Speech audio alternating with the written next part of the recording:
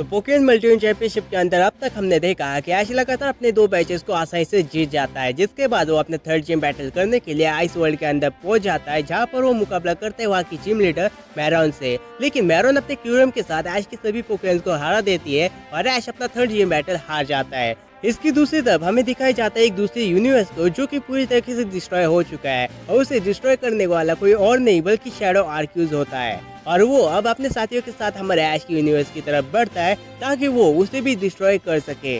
अब आगे अर्थ में वापस आ जाने के बाद ऐश अपने सारे दोस्तों और चैंपियंस के साथ मिलकर टीम अप कर लेता है ताकि वो शैडो आर्क्यूज और उसके साथियों को रोक सके। इसकी दूसरी तरफ हमें दिखाया जाता है कि शैडो आर्क्यूज अपने साथियों के साथ अर्थ पे पहुंच चुका है और वो अर्थ को डिस्ट्रॉय करने के लिए सभी के साथ मिलकर अटैक कर देता है। लेकिन तभी हमें ऐश और बाकी सभी चैंपियंस के पोकेमॉन्स को दिखाया जाता है जो कि उस अटैक को रोक लेते हैं। इसके बाद हमें शैडो आर्क्यूज को दिखाया जाता है जो कि हमारे हीरो से कहता है कि इंसानों तुम मेरे लिए कचरे के बराबर हो जिसे मैं कभी भी खत्म कर सकता हूँ। तभी वहाँ पर हमें ऐश को दिखाया जाता है जो कि शैडो आर्क्यूज से कहता है कि मैं तुम्हें अपने यूनिवर्स को डिस्ट्रॉय नहीं करने दूंगा, मैं तुम्हें रोकूंगा। ये सुनते ही शैडो आर्क्यूज के ऊपर अटैक कर देता है, लेकिन पिकाचू अपने 10 मिलियन थंडरबोल्ट के साथ मिलकर उस अटैक को रोक देता है।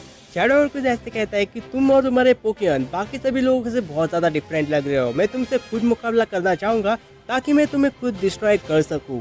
और तभी हमें दिखाया जाता है कि ऐश जो रहता है वो शैडो आर्क्यूज से मुकाबला करने के लिए चला जाता है और हमारे बाकी सभी चैंपियन जो रहते हैं वो उसके साथियों के साथ मुकाबला करने के लिए दूसरी साइड चले जाते हैं। शैडो आर्क्यूज से मुकाबला करने के लिए ऐश अपने सभी पोकेमॉन्स को बाहर निकालता है। सबसे पहले ऐश अपने सेप्टेल को जो अपनी फुल पावर के साथ सोलर बीम का यूज करने के लिए बोलता है। सेप्टेल अपनी फुल पावर के साथ सोलर बीम अटैक जो रहता है वो शैडो आर्क्यूज को मारता है, लेकिन उससे शैडो आर्क्यूज को कुछ भी फर्क नहीं पड़ता। जिसके बाद शैडो आर्क्यूज अपने फ्लेम थ्रो का यूज करता है जो कि डायरेक्टली हिट कर जाता है सेप्टेल को और इससे सेप्टेल की हालत बहुत ज्यादा खराब हो जाती है। जिसके बाद ऐश अपने सभी पोकेमॉन्स को अपने पावरफुल अटैक करने के लिए बोलता है और वो सभी मिलकर जो है शैडो आर्क्यूज के ऊपर अटैक कर देते हैं, लेकिन शैडो आर्क्यूज अपने प्रोटेक्ट का यूज करके उससे बच जाता है। जिसके बाद वो ड्रैकोमीटर का यूज करता है और ये ड्रैकोमीटर अटैक इतना ज्यादा पावरफुल होता है जिससे वो सभी पोकेमॉन्स बहुत ज्यादा जख्मी हो जाते हैं। जिसके बाद ऐश अपने पोकेमॉन्स से पूछता है कि क्या वो बैटल कर सकते हैं। ऐश के सभी पोकेमॉन जैसे तैसे करके अपने आप को संभालते हुए वापस से उसके ऊपर अटैक करने की कोशिश करते, लेकिन तभी शैडो आर्क्यूज फिर से उन पर अटैक कर देता है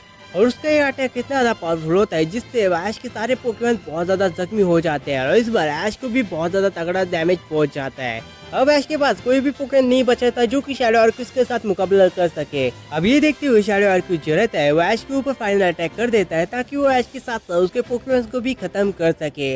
लेकिन तभी हमें दिखाया जाता है कि जो अटैक शैडो आर्क्यूज ने ऐश की तरफ करा था वो बीच से ही गायब हो जाता है और तभी हमें दिखाया जाता है आर्क्यूज को जिसने वो अटैक रोका था। आर्क्यूज अपने पावर से ऐश और उसके सारे पोकेमॉन्स को जो है हील कर देता है। इसकी दूसरी तरफ हमें बाकी सभी चैंपियंस को दिखाया जाता है और उनकी हालत भी बहुत ज्यादा खराब हो चुकी थी और उनके भी सारे पोकेमॉन हार चुके थे।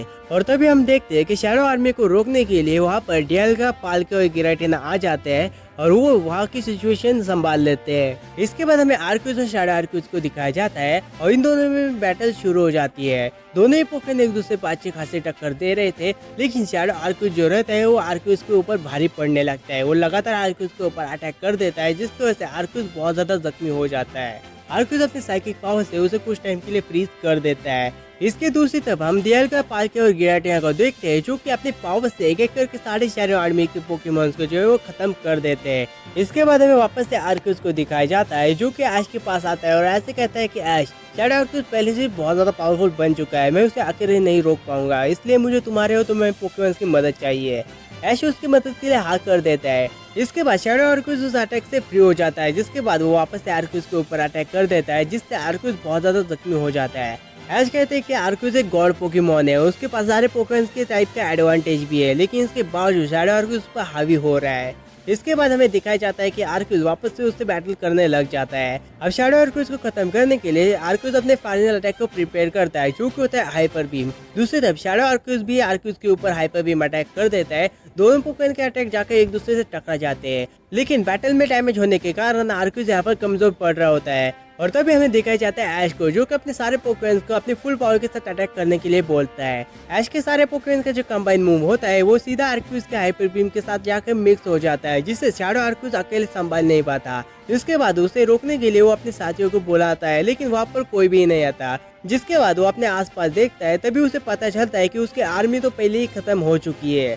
जिसके बाद हम देखते हैं कि वो अटैक जो रहता है वो सीधा जाकर शैडो आर्क्यूज को हिट कर जाता है और उस अटैक के साथ शैडो आर्क्यूज वहाँ से इरेज हो जाता है। जिसके बाद आर्क्यूज वापस से अपने आप को हील कर लेता है। जिसके बाद वो डियाल्गा से कहता है कि अर्थ पर जैसा पहले था वैसा ही सब ठीक कर दो, और डियाल्गा भी अपने पावर से अर्थ को पहले जैसा बना देता है। जिसके बाद वो सभी पोकेमॉन अपने अपने डायमेंशन में चले जाते हैं और इसी के साथ हमारे हीरोज अर्थ को वापस से बचा लेते हैं।